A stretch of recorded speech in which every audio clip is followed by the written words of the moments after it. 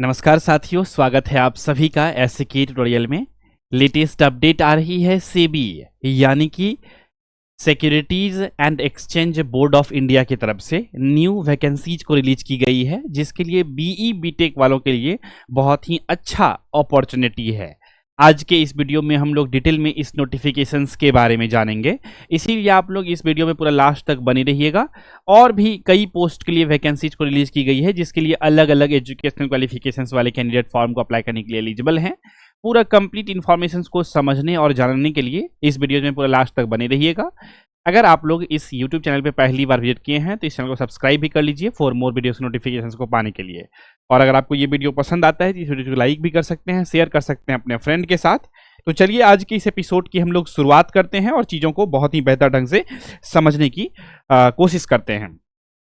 जैसा कि आप लोग देख पा रहे होंगे कि मैं हूं अभी सेबी के ऑफिशियल वेबसाइट पर, और आप भी जब आएंगे इस तरह के कैरियर सेक्शंस पे जब क्लिक करेंगे तो आप जब इसे स्क्रॉल करेंगे तो आपको दिखेगा 30 अक्टूबर को एक नोटिफिकेशन रिलीज की गई है। Recruitment of officer grade 1, grade A, assistant manager और general stream, legal stream, information technology stream, research stream, official language stream, engineering stream में इलेक्ट्रिकल इंजीनियरिंग और इंजीनियरिंग में सिविल इंजीनियरिंग वालों के लिए वैकेंसीज को रिलीज की गई है। तो अलग अलग स्ट्रीम में वैकेंसीज को रिलीज की गई है, जैसा कि आप लोग देख पा रहे हैं। तो इसी नोटिफिकेशंस में मैं क्लिक करूंगा। जैसे ही इस पर मैं क्लिक करता हूं, हमें यहाँ पर जो है इस नोटिफिकेशन से रिलेटेड बेसिक इन्फॉर्मेशन मिल जाती है, जैसे कि आपका ऑनलाइन एप्लीकेशन फॉर्म को अप्लाई करने का लिंक, इसके बाद ओबीसी सर्टिफिकेट वगैरह सब के बारे में, ईडब्ल्यूएस एसेट सर्टिफिकेट का क्या फॉर्मेट होना चाहिए, ये सब चीज़ें बेसिक बातें यहाँ पर दी गई है। अगर आप इसे फुल नोटिफिकेशन इसका देखना चाहते हैं तो इसका फुल नोटिफिकेशंस को भी हम लोग यहाँ पर देख सकते हैं। यहाँ पर ओपन का ऑप्शन दिया गया है, या फिर चाहे तो आप यहाँ से रिक्रूटमेंट ऑफ ऑफिसर ग्रेड 1 यहाँ पर भी क्लिक करके डाउनलोड कर सकते हैं। अभी फिलहाल हम लोग को चूंकि पीडीएफ देखना है, इसीलिए मैं यहाँ पर ओपन पे क्लिक कर देता हूँ, ताकि ये पीडीएफ जो है ओपन हो जाए और हम लोग इसे देख सकें और समझ सकें चीज़ों को कि कितने नंबर ऑफ पोस्ट के लिए वैकेंसीज को रिलीज की गई है, कौन कौन से कैंडिडेट फॉर्म को अप्लाई करने के लिए एलिजिबल हैं। इन सभी चीज़ों को हम लोग देखने वाले हैं। तो जैसा कि आप लोग देख सकते हैं, आपके स्क्रीन के ऊपर जो है ये नोटिफिकेशंस की पीडीएफ ओपन होकर के आ चुकी है। तो आप सभी लोग जानते हैं कि ये जो वैकेंसीज है बेसिकली भारतीय प्रतिभूति और विनिमय बोर्ड की तरफ से रिलीज की गई है, यानी कि securities and exchange board of India की तरफ से अलग अलग पोस्ट के लिए है। अलग अलग एजुकेशनल क्वालिफिकेशंस वाले कैंडिडेट एलिजिबल हैं फॉर्म को अप्लाई करने के लिए। तो आराम से वीडियो में पूरा लास्ट तक बने रहिएगा, पूरा कंप्लीट इन्फॉर्मेशन आप सभी को दी जाएगी। सबसे पहले हम लोग देख लेते हैं यहाँ पर कि जो इंपॉर्टेंट डेट्स वगैरह हैं, जैसे कि online application and payment of the fee online कब से कब तक है। तो देखिए ये 30 अक्टूबर से, यानी कि 3-4 दिन पहले से फॉर्म का स्टार्ट हो गया है। और कब तक भर सकते हैं, नवंबर 28 तक फॉर्म को आप अप्लाई कर सकते हैं और ये प्रोसेस को कर सकते हैं।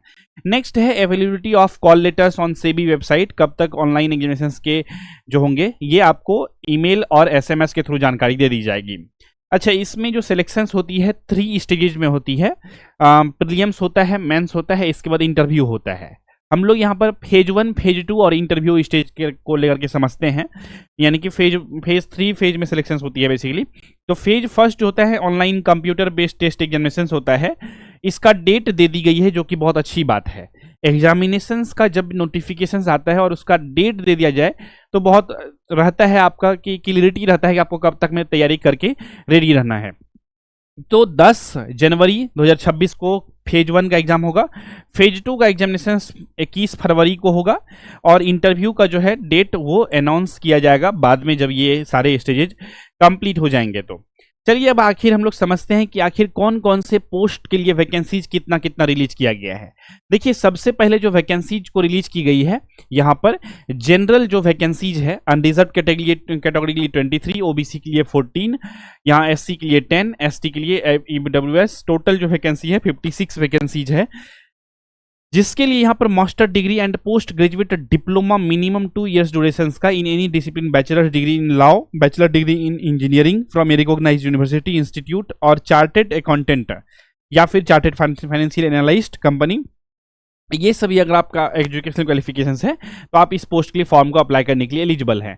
जैसा कि हमने बताया कि यहाँ पर जो है कई स्ट्रीम में वैकेंसीज रिलीज की गई है, जैसे कि जनरल स्ट्रीम में, जिसके बारे में हम लोगों ने देखा अभी कि टोटल 56 वैकेंसीज है। इसी तरह से लीगल स्ट्रीम में, जिसमें कि लॉ किए हुए कैंडिडेट फॉर्म को अप्लाई करने के लिए एलिजिबल होंगे।